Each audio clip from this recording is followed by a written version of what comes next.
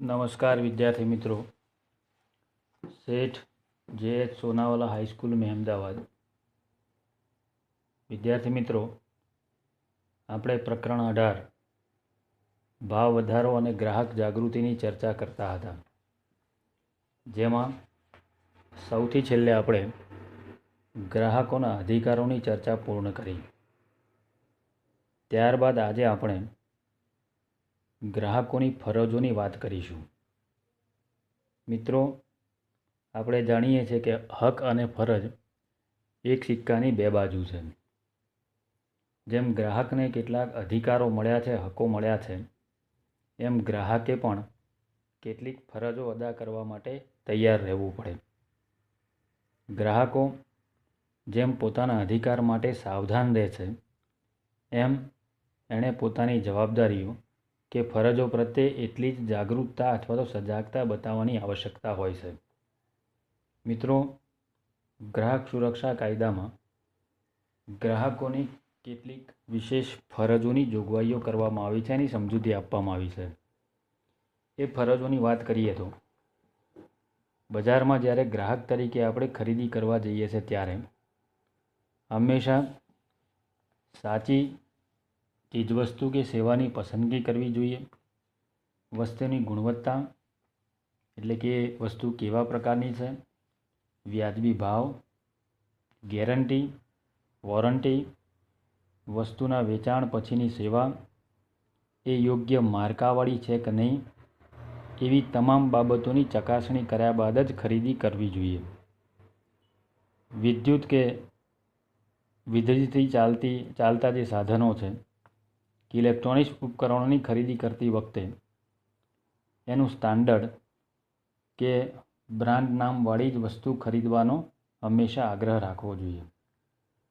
ખરીદી સમયે અનેક પ્રકારની વસ્તુઓ આપણને જોવા મળે છે।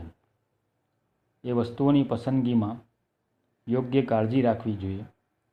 તમામ માહિતી, લેબલ કે જાહેરાત ચકાસીને ખાતરી કરીને સમજણપૂર્વક, જવાબદારીપૂર્વક ખરીદી કરવી જોઈએ। ગ્રાહક તરીકેના નિર્ણયમાં, વ્યવહારમાં શાણપણ, ગણતરીબાજ તરીકે અને વિવેક દ્રષ્ટિપૂર્વકનું વર્તન જો આપણે કરીએ તો શોષણ કે છેતરપિંડીનો ભોગ બનતા આપણે અટકીએ છીએ। ગ્રાહકની એ ફરજ પણ છે કે એનું વર્તન વ્યવહાર વિક્રેતાઓ કે ઉત્પાદકો સાથે એક સજ્જન અથવા તો પ્રામાણિક વ્યક્તિ હોવાની ખાતરી કરાવવાની હોય છે। અને વિક્રેતા કે ઉત્પાદક એટલે કે જે દુકાનદારો છે, એ લોકો આપણી પાસે એવી અપેક્ષા પણ રાખતા હોય છે। ગ્રાહકે ખરીદેલ માલ કે સેવાનું પાકું બિલ કે નાણાં ચૂકવ્યાની પાકી રસીદ લેવાનો આગ્રહ રાખવો જોઈએ। સાથે સાથે વોરંટી કાર્ડ પણ દુકાનદાર પાસેથી મેળવવાનો હંમેશા આગ્રહ રાખવો જોઈએ કે જે વોરંટી કાર્ડમાં દુકાનના સહી સિક્કા અને વેપારની સહી પણ હોવી આવશ્યક છે। ગ્રાહકોએ બિન રાજકીય અને બિન ધંધાકીય ધોરણોએ સ્વૈચ્છિક રીતે ભેગા મળીને સ્વૈચ્છિક ગ્રાહક મંડળો કે સંગઠનો રચવા જોઈએ, જેથી કરીને ગ્રાહકોની ફરિયાદોના નિકાલ માટે કાયદેસરની લડત આપવાની તૈયારીને બળ મળે અથવા તો સંગઠન મળે। સરકારની ગ્રાહક સંબંધિત વિવિધ સમિતિમાં પ્રતિનિધિત્વ માગવું જોઈએ અને એના દ્વારા શોષણ સામે લડી લેવું એ પણ ગ્રાહકની મહત્ત્વની ફરજ છે।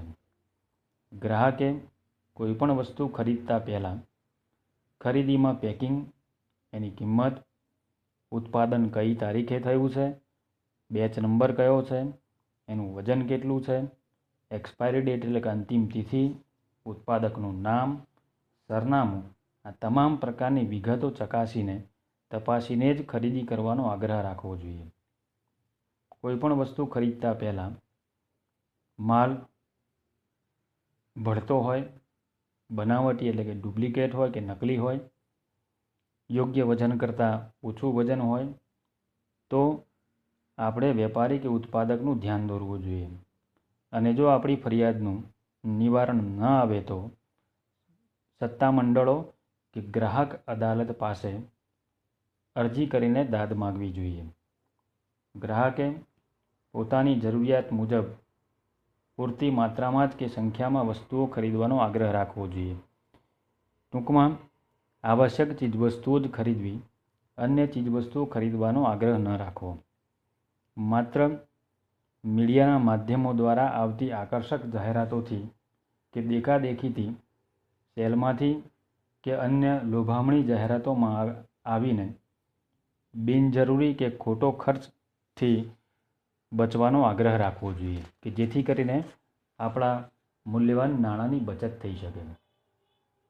જ્યારે ખરીદી કરવા જઈએ ત્યારે વજનના માપિયા, વજન કાંટા, તોલમાપના સાધનો કે ઇલેક્ટ્રોનિક્સ જે યંત્રો છે વજનના, એ બરાબર કામ કરે છે કે નહીં, યોગ્ય છે કે નહીં, એમાં કોઈ છેડછાડ કરવામાં આવી છે કે નહીં, એની યોગ્ય ચકાસણી કરવાનો આગ્રહ રાખવો જોઈએ.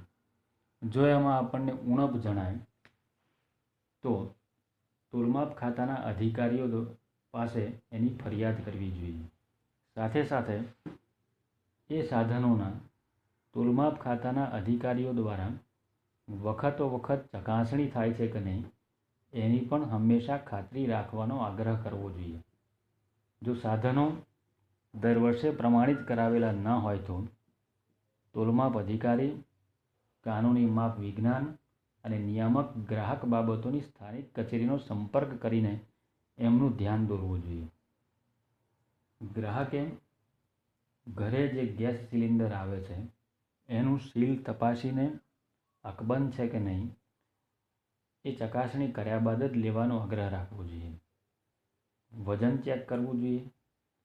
રિક્ષા કે ટેક્સીમાં જ્યારે મુસાફરી કરતા હોય ત્યારે મીટરથી રિક્ષા કે ટેક્સી ચાલતી હોય એવા સંજોગોમાં હંમેશા મીટર ઝીરો ઉપર હોય ત્યારે જ બેસવાનો આગ્રહ રાખવો જોઈએ.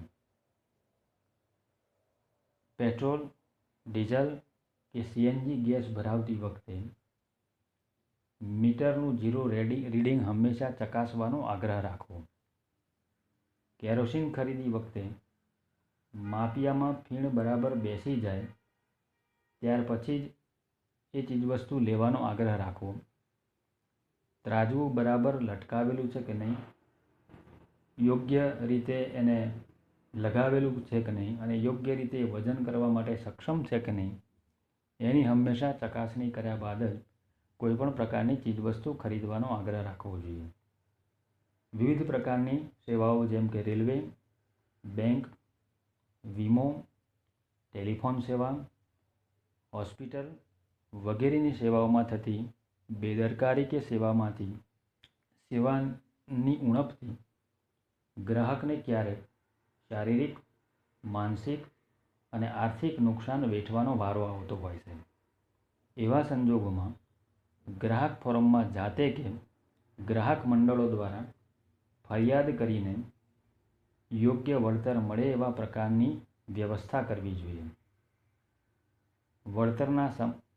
મળેલ વળતરના સમાચારો સ્થાનિક ટીવી ચેનલો, વર્તમાનપત્રોમાં પ્રકાશિત કરવા જોઈએ જેથી કરીને અન્ય કોઈ ગ્રાહક આ છેતરપિંડીનો ભોગ બનતા અટકે એવી જાગૃતિ કેળવવી એ આપણી મહત્ત્વની ફરજ છે.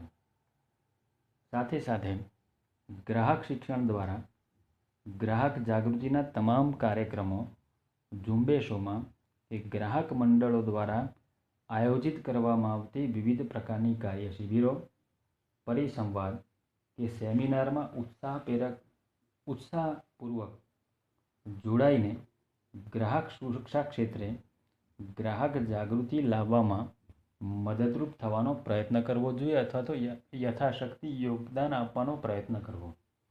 વિદ્યાર્થી મિત્રો, આવા કેટલીક મહત્ત્વની ફરજો અદા કરવાથી ગ્રાહક હંમેશા છેતરપિંડીનો ભોગ બનતા અટકે છે.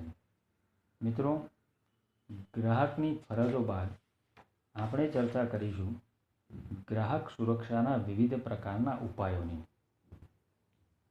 મિત્રો, ગ્રાહક સુરક્ષા ક્ષેત્રે 4 પ્રકારે ઉપાયો હાથ ધરવામાં આવ્યા છે. એમાં સૌથી પહેલાં આપણે વાત કરીશું ત્રિસ્તરીય અર્ધ ન્યાયી અદાલતોની. મિત્રો, રાષ્ટ્રીય ગ્રાહક સુરક્ષા ધારો 1986 અન્વયે કેન્દ્રીય ગ્રાહક સુરક્ષા કાઉન્સિલ એટલે કે રાષ્ટ્રીય ઉપભોક્તા આયોગની રચના કરવામાં આવી છે. એ જ પ્રમાણે રાજ્ય કક્ષાએ પણ રાજ્ય ઉપભોક્તા આયોગની રચના થઈ છે. આ કમિશનો હેઠળ ગ્રાહક સુરક્ષા કાયદા હેઠળના કેટલાક નિયમો ઘડી કાઢવામાં આવ્યા છે. રાષ્ટ્રીય ગ્રાહક તકરાર પંચે આ ત્રિસ્તરીય અદાલતોનું માળખું તૈયાર કર્યું છે. સાથે સાથે ગ્રાહક ફોરમ કે કમિશનોની કાર્યવાહી માટેના ધારાધોરણો એટલે કે નિયમોનું પણ ઘડતર કર્યું છે. એ અંતર્ગત જુદા જુદા ફોરમની વાત કરીએ તો સૌથી પહેલાં આપણે વાત કરીશું જિલ્લા ફોરમની અથવા તો જિલ્લા મંચ. વિદ્યાર્થી મિત્રો, પ્રત્યેક એટલે કે દરેક જિલ્લામાં મોટા ભાગે એક અદાલત હોય છે જે સૌથી મહત્ત્વપૂર્ણ અદાલત તરીકે ઓળખવામાં આવે છે. આ અદાલત ગ્રાહકોની ફરિયાદોનો અભ્યાસ કરીને એનો નિકાલ કરવાનું કામ કરે છે. સાથે સાથે ગ્રાહકને જે નુકસાન થયું છે એ નુકસાનના બદલે એને યોગ્ય વળતર અપાવવાનું કામ કરે છે. મિત્રો, સમગ્ર દેશમાં અંદાજે 571 ગ્રાહક જિલ્લા ફોરમો અત્યારે કાર્યરત છે. આ કોર્ટોમાં ₹20 લાખ સુધીના વળતરના દાવા માટે તેની નિર્ધારિત ફી ભરેથી અરજીનો સ્વીકાર કરવામાં આવતો હોય છે. જિલ્લા ફોરમથી નારાજ થયેલ પક્ષકાર પોતાને નિર્ણયની જાણ થયાના 30 દિવસમાં ઉપરની અદાલત એટલે કે રાજ્ય કમિશનમાં અપીલ દાખલ કરી શકે છે. જો કે એના પહેલાં એને વળતરની દાવાની રકમની 50% કે ₹25,000 જે ઓછું હોય એ નિયત શરતોએ ડિપોઝિટ પેટે એને જિલ્લા ફોરમમાં જમા કરાવવાના હોય છે. જિલ્લા ફોરમ બાદ બીજું કમિશન છે રાજ્ય કમિશન, જેને રાજ્ય ફોરમ તરીકે પણ ઓળખવામાં આવે છે.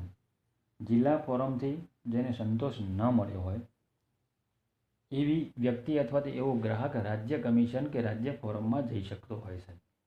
જેમ જિલ્લા ફોરમમાં 20 લાખ સુધીના વળતરના દાવા કરવામાં આવે છે, એમ રાજ્ય કમિશન કે રાજ્ય ફોરમમાં 20 લાખ રૂપિયાથી માંડીને 1 કરોડ રૂપિયા સુધીના વળતરના દાવા આપણે મૂકી શકીએ છીએ. દેશમાં અંદાજે હાલમાં 35 રાજ્ય ફોરમો કાર્યરત છે. જિલ્લા ફોરમથી નારાજ થયેલ કોઈપણ પક્ષકાર હુકમની તારીખથી 30 દિવસમાં ઠરાવેલ નમૂનામાં અને દાવાની રકમના 50% અથવા 35,000 ડિપોઝિટ ભરેથી રાષ્ટ્રીય કમિશનની અંદર અપીલ કરી શકતો હોય છે. મિત્રો, જિલ્લા ફોરમમાંથી રાજ્ય ફોરમમાં અને રાજ્ય ફોરમમાંથી રાષ્ટ્રીય કમિશન સુધી આપણા દાવાઓ રજૂ કરી શકીએ છીએ. હવે આપણે વાત કરીશું રાષ્ટ્રીય કમિશનની અથવા તો રાષ્ટ્રીય ફોરમ. વિદ્યાર્થી મિત્રો, 1 કરોડથી વધુ વળતરના દાવા અંગેની અરજીઓ તેની નિર્ધારિત ફી કોર્ટમાં ભરેથી ફરિયાદ દાખલ થઈ શકે છે. 5 સભ્યોની બેન્ચ આ કમિશનના સભ્યો હોય છે. રાજ્ય કમિશન અને રાષ્ટ્રીય કમિશને શક્ય એટલો વહેલો એટલે કે અરજી દાખલ થયેથી 90 દિવસમાં અરજીનો નિકાલ કરવાનો હોય છે. આમ જિલ્લા ફોરમમાં 20 લાખ સુધીના વળતરના દાવા થઈ શકે છે. રાજ્ય કમિશનમાં 20 લાખથી માંડીને 1 કરોડ રૂપિયા સુધીના દાવાની અરજી થઈ શકે છે. જ્યારે રાષ્ટ્રીય કમિશનમાં 1 કરોડથી વધુના દાવાની અરજી રાષ્ટ્રીય કમિશન કે રાષ્ટ્રીય ફોરમમાં કરી શકાતી હોય છે. મિત્રો, રાષ્ટ્રીય કમિશનથી કોઈને સંતોષ ના થયો હોય એવી વ્યક્તિ કે પક્ષકાર આ કમિશનના હુકમથી 30 દિવસની અંદર સુપ્રીમ કોર્ટ એટલે કે ભારતની સૌથી મોટી અદાલત સર્વોચ્ચ અદાલતની અંદર નિર્ધારિત શરતોનું પાલન કરીને અરજી દાખલ કરી શકે છે. જો કે અપીલ પહેલાં પક્ષકારે વળતરના દાવાની રકમના 50% અથવા તો ₹50,000 બેમાંથી જે ઓછું હોય તે ડિપોઝિટ પેટે કોર્ટમાં જમા કરાવવું ફરજિયાત છે. જો કોઈ પણ વ્યક્તિ આ ત્રણેય અદાલતો પૈકી જે તે અદાલતોએ કરેલા હુકમનું પાલન ન કરે તો યોગ્ય સજા અથવા દંડ કે શિક્ષા બંનેને પાત્ર ઠરતો હોય છે.